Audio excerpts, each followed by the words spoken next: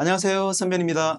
네, 형님. 어제에 이어서 오늘 또 뵙겠습니다. 음, 이번에 맡으신 건이 형사사건이라고 제가 들었는데, 음. 이거 판결 끝나고 난 이후에 의뢰인분들이 어떻게 진행이 되는지, 또 음. 판결의 종류에 따라서 어떻게 되는지 자주 하시는 질문들이 있을 것 같은데, 그거에 관해서 한번 꿀팁을 한번 주셨습니다. 일단 그 1심 같으면 네, 이번에 끝난 게 1심인데 1심 판결이 선고됐잖아. 네, 그러면 제일 중요한 거는 항소 여부야.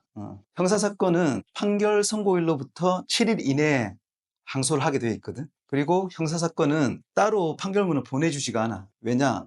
피고인이 법정에 출석해가지고 판결을 들어야 되거든. 물론 약식 사건에서 넘어온 뭐 고정 사건 같은 경우는 뭐 참석을 안 해도 출석을 안 해도 판결을 선고할 수 있지만 대부분의 사건은 피고인이 직접 그 판결을 들어야 돼. 그러면 형사사건은 음. 검찰에서 피고인한테 판결 날짜가 이때가 되니 이때 반드시 참석해야 된다라고 하는 게 그렇지. 무조건 참석해야 되고 참석을 해야 이제 판결이 선고가 되거든. 그러면 판결을 선고하게 되면 그 다음 날로부터 7일째 되는 날까지 항소를 신청해야 돼. 음, 물론 뭐 판결 결과가 만족스러우면은 뭐 항소를 안 해도 되겠지. 그럼 주로 형사사건에 판결이 났을 때 음. 뭐 가벼운 형량부터 무거운 형량까지 있을 건데 자주 물어보시는 사건들에서는 어떤 것들이 있는지 한번 좀. 그러면 일단 제일 중요한 부분은 이제 항소 기간을 지키는 거가 중요하고 그걸 이제 변호사가 안내를 해드려야 되겠지.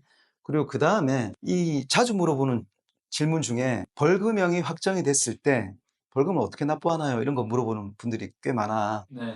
일단 벌금 납부 명령서가 그 피고인의 주소지로 송달이 되거든. 그러면 벌금을 그 납부 명령서에 있는 그대로 납부를 하기만 하면 돼. 또 금액들이 천차만별일 것 같은데 음. 납부 기간은 어느 정도 되는? 납부 기한은 그러니까 판결이 확정된 날로부터 30일 이내에 납부를 해야 돼. 그런데 뭐 유예를 신청할 수도 있고, 그 다음에 뭐 차상위 계층이나 뭐 기초생활수급자 이런 그 부득이한 사정을 입증을 해가지고 유예를 받을 수도 있어. 그리고 분할해서 납부하는 것도 가능해. 아, 근데 벌금도 분할해서 납부하는 것도 가능하고. 응. 그러면 납부는 현금으로 해야 되나요? 현금으로 할 수도 있고, 네. 그 다음에 카드로도 가능해.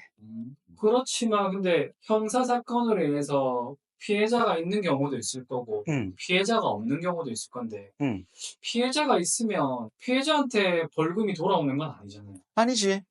이거는 나라에다가 내는 세금 같은 것이고, 만약에 피해자가 있는 사건이다. 그러면 그 피해자는 그 형사사건에서 배상명령 신청을 하던가 아니면 별도의 민사소송을 제기해가지고 네. 손해배상을 청구할 수 있어. 배상 명령을 신청할 때 이 벌금을 낸 게 사건에 영향을 미치는 건가요? 배상명령 신청은 판결 나고 나서 이렇게 신청하는 게 아니고 형사재판이 진행될 때 그 피해자가 자기는 이런 피해를 입었으니까 배상명령을 해달라 그렇게 신청하는 것이고 그거는 형사재판 그 과정 내에서 하는 것이고 별도로 민사소송을 제기해서 받을 수도 있습니다. 형사가 끝나고 난 다음에 민사로 넘어갈 때 음, 이런 형사 재판에서 벌금을 받았다는 게 유리한 점이 있나요? 당연히 있지. 보통 이제 불법 행위를 원인으로 한 손해배상 청구가 될 텐데 그 입증 책임은 청구하는 쪽에 있단 말이야. 그러면 상대방이 유죄 판결을 받은 그런 판결문을 제시하면 그건 아주 유력한 증거가 되지. 그 판결문으로 인해서 민사를 걸었을 때 훨씬 더 많은. 승소 확률이 엄청 올라가는 것이. 그러면 오늘은 형사사건 이후에 재판이 끝나고 재판에 판결이 났을 때 벌금형이 되었을 때 그것도 주셨는데 내일은 어떤 주제를 한번 이야기해 보실지도 시청자들이 궁금해하실 것 같습니다. 내일은 토요일이라서 좀 쉬면 좋을 것 같은데.